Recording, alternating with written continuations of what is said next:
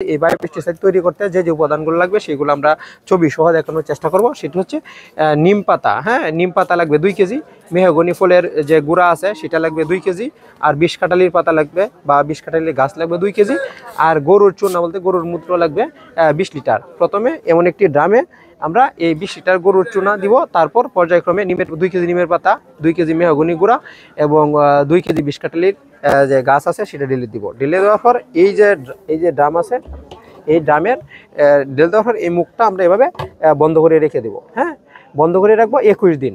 21 দিন এভাবে বন্ধ রাখার পর মিশ্রণটি তৈরি হয়ে গেলে এটি এই মিশ্রণ, এই যে এখানে যে মিশ্রণটা তৈরি হবে, এই মিশ্রণ নিব হলো 5 লিটার, আর 5 লিটার নিব হচ্ছে আমরা নর্মাল পানি।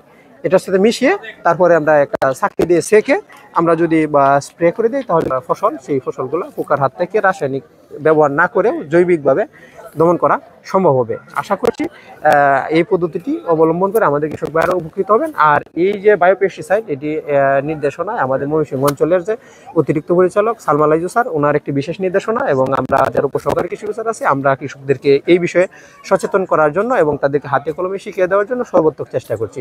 আশা করছি এই প্রযুক্তিটি যদি মাঠে ছড়িয়ে যায়, তাহলে আমাদের যে কৃষক ভাইয়েরা আছে তারা হচ্ছে তাদের অর্থনৈতিক ক্ষতির হাত থেকে মুক্তি পাবে এবং তাদের রাসায়নিকের দিকে দাবিত না হয়ে আমাদের পরিবেশ সুরক্ষায় একটি বিপ্লব ঘটাতে পারবে ইনশাল্লাহ।